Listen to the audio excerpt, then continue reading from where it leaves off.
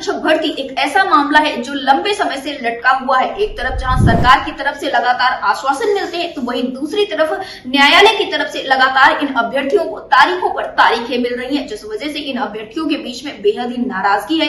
आपको बता दें कि 69,000 शिक्षक भर्ती के आरक्षित वर्ग के अभ्यर्थी लगातार अपनी आवाज को उठाते हुए नजर आ रहे हैं। इनके द्वारा प्रदर्शन किए गए, न जाने कितनी बार मंत्रियों के नेताओं की आवासों को घेराव किया गया, लेकिन कुछ भी निकलकर सामने नहीं आ पाया है। आज आपको बता दें कि केशव प्रसाद मौर्य के आवास का घेराव किया गया, जिसमें अभ्यर्थियों के द्वारा प्रदर्शन किया गया। अभ्यर्थियों ने अपनी मांगों को सरकार के समक्ष रखने की कोशिश की, लेकिन फिर भी कुछ खास निकलकर सामने नहीं आ पाया। इन अभ्यर्थियों को एक बार फिर से राजधानी लखनऊ के इको गार्डन में भेज दिया गया, लेकिन कुछ भी इनके साथ अच्छा नहीं हो पाया। अभ्यर्थियों का यही कहना है कि लंबे समय से इनके द्वारा हर एक संभव प्रयास किया जा रहा है, लेकिन फिर भी ना तो सरकार की तरफ से और ना ही न्यायालय की तरफ से इनके साथ कुछ खास हो पा रहा है। ये अभ्यर्थी लंबे समय से संघर्ष करते करते अब थक से गए हैं और ये मानसिक और आर्थिक दोनों ही रूप से कमजोर होते हुए चले जा रहे हैं। फिलहाल इस विषय पर अटल टीवी की टीम ने जब बातचीत की 69,000 शिक्षक भर्ती के आरक्षित वर्ग के अभ्यर्थियों से, तो उनका क्या कुछ कहना था, आगे क्या कुछ रणनीतियां बनाई जा रही है, इस विषय पर उन्होंने क्या कुछ कहा है, आप भी सुनिए। रविमणि गुप्ता जी, आपका हमारे चैनल अटल टीवी में बहुत बहुत स्वागत है। जी धन्यवाद मैम।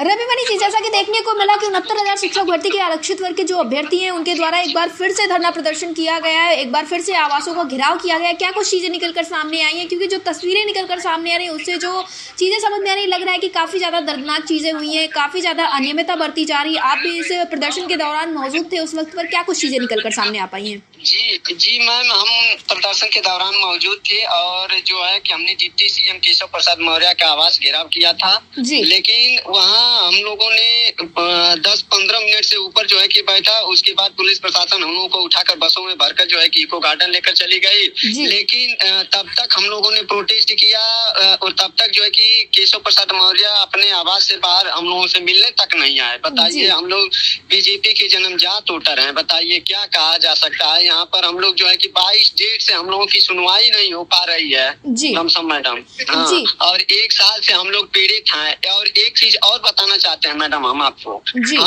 हम मऊ जिले से रहते हैं। माननीय मंत्री AK शर्मा जो ऊर्जा मंत्री हैं, उनके जस्ट घर के बगल से हम हैं। अब बताइए मैडम, यहाँ पर हम लोग इको गार्डन में जो है कि आकर जो है कि खुले आसमान में जो है कि सो रहे हैं और यहाँ वहाँ रोडों पे धक्के खा रहे हैं। इस तरह कैसे होगा? और दूसरी बात ये है कि बीजेपी के कोई भी नेता मंत्री या कोई भी विधायक हम लोगों की बात सुनता ही नहीं है। हम लोगों को वहाँ से भगा दिया जाता है, हटा दिया जाता है, बसों में भरकर इको गार्डन भेज दिया जाता है, लेकिन आज तक हम लोगों के सवालों का जवाब किसी ने नहीं दिया।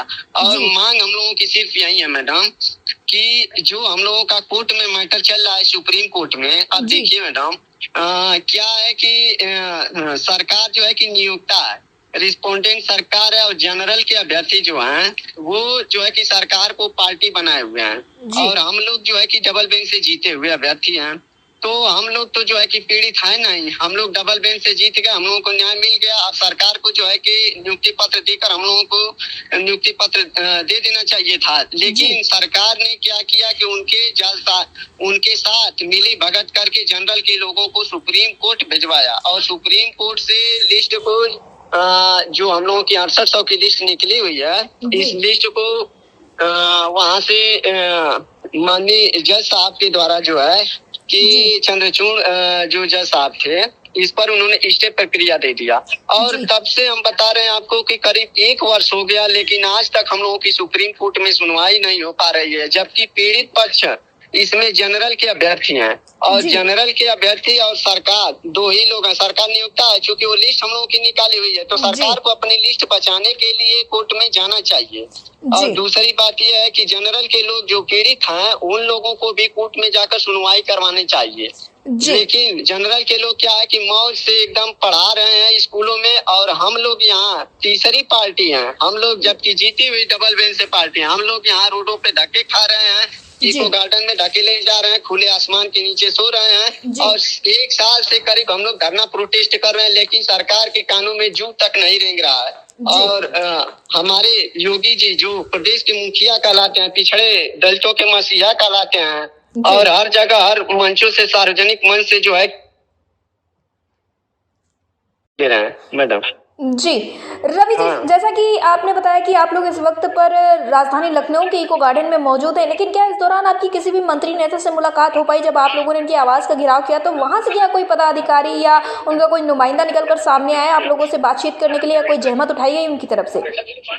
देखिए मैडम, हम लोगों के वहाँ जो प्रोटेस्ट किया गया था, जी। वहाँ से कोई भी नेता मंत्री बीजेपी का हम लोगों की शुद्ध खबर लेने तक नहीं आते हैं कि कैसे हैं कैसे नहीं है, किस चीज का मांग लेकर आए। एक बार सुन लेना चाहिए, भले करें या ना करें वो तो बात की बात है, लेकिन एक बार हम लोगों की बात सुन लेनी चाहिए। हम लोग प्रदेश भर से यहाँ इकट्ठे हो रहे हैं, बताइए 75 जिलों में, दूर दूर से। अब हम पूर्वांचल से मैडम आए हुए हैं यहाँ पर 350 किलोमीटर से दूरी तय करके, लेकिन हमारे डिप्टी सीएम है कि अपने आवाज से बाहर निकलकर हम लोगों की समस्या तक को नहीं सुन रहे हैं। हम लोग क्या सरकार से उम्मीद कर सकते हैं, बताइए। जी रवि जी, तो फिर आप लोगों से क्या कुछ कहा गया, क्या कुछ कहकर आप लोगों को राजधानी लखनऊ के इको गार्डन में भेज दिया गया?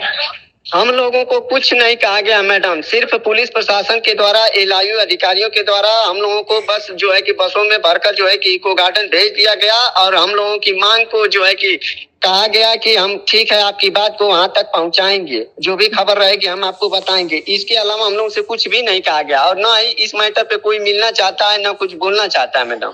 जी रवि जी, जैसा कि एक लंबे समय से 69,000 शिक्षक भर्ती के आरक्षित वर्ग के अभ्यर्थियों की तरफ से प्रदर्शन किया जा रहा है। इसके पहले भी लगभग 640 दिनों तक प्रदर्शन किया गया। एक बार फिर से ये कार्यक्रम 26 तारीख से शुरू किया था, 26 जनवरी से लेकर अब तक ये कार्यक्रम लगातार अनवरत जारी है। तो क्या कुछ आप लोग सोच रहे हैं आगे किस तरह से अन्य कार्यक्रम करने वाले हैं? क्या ये जो सिलसिला है वो उसी तरह से चलता रहेगा प्रदर्शन का?